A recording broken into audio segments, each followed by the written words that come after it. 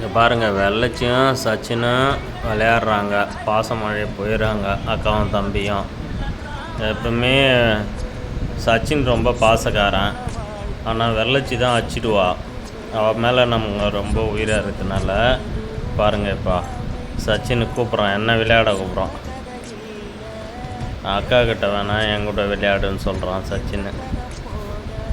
அவனுக்கு இப்போ சரின்ட்டு சஞ்சயும் சச்சினும் சேர்ந்து விளையாடுறாங்க.